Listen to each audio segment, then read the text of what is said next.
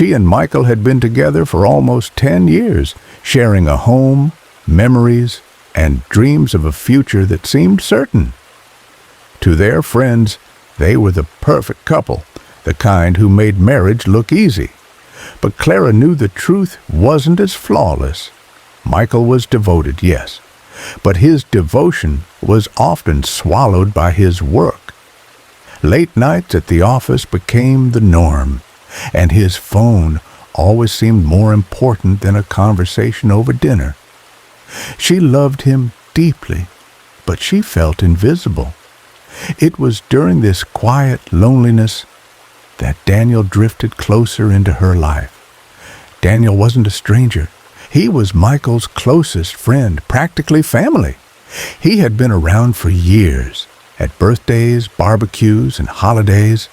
He was everything Michael wasn't: spontaneous, attentive, and quick with a joke that made Clara laugh until her cheeks hurt. She told herself at first that the feelings were harmless, just a spark of attention she had been missing. But as weeks turned into months, her heart betrayed her. One rainy evening, with Michael away on a business trip, Daniel stopped by just to check in. They shared a bottle of wine in the living room, laughter bubbling between them, comfortable yet charged with something unspoken. When silence finally fell, it wasn't awkward. It was heavy, magnetic. Daniel reached across, his fingers brushing hers. Clara should have pulled away, reminded herself of Michael. But her body didn't listen. The kiss came fast, soft, forbidden. In that moment, loneliness and desire drowned out everything else. What should have been a single mistake became a pattern. Stolen afternoons, secret texts, whispered phone calls. Clara lived two lives. One where she was the loyal wife, smiling at Michael across the table, and one where she chased the thrill of being wanted in Daniel's arms. The guilt aided her, but the passion was stronger. She told herself she deserved it, that Michael would never know, that maybe it didn't mean anything at all. But secrets rarely stay hidden. Michael noticed. The distracted look in her eyes, the way her phone was always locked, the excuses that didn't quite add up. He wanted to believe it was nothing. He told himself it was stress, that he had been working too much, that maybe it was his fault she seemed distant. But deep inside, suspicion grew like a shadow he couldn't escape. The truth revealed itself one stormy night. Michael's meeting had been canceled, and he came home earlier than expected.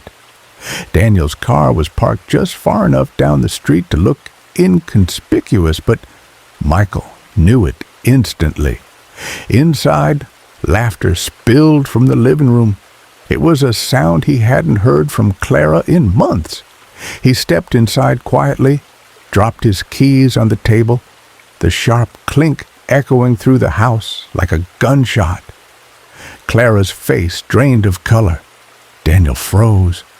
In that single instant, everything was laid bare. Michael didn't yell. He didn't demand explanations. He didn't even cry. He just turned, walked out into the rain, and never looked back. The days that followed were suffocating. Clara tried everything: calls, letters, desperate pleas for forgiveness. Michael answered none of them. Within weeks, he had moved out, quietly filing for divorce. Their marriage, once full of promise, was reduced to paperwork and silence. Daniel disappeared too. Whatever thrill had existed between them couldn't survive the reality of what they had done. He left the city, avoiding both Clara and Michael, carrying his guilt elsewhere. Clara was left alone in the house that once felt like home.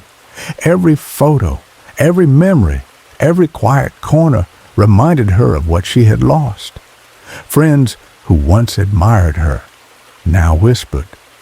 Family looked at her with disappointment she couldn't bear. She had gambled her life on a fleeting passion, and in return she lost her husband, her best friend, and her place in the world she once knew. Years later, Michael found peace, slowly rebuilding, eventually allowing himself to love again, though never as freely, never as blindly. Daniel started over far away, his past a wound he rarely spoke of. And Clara? She remained in the silence of her own making, haunted by a choice that had destroyed everything. A single moment of weakness had rewritten her life into a story of regret. And regret was the only companion she had left.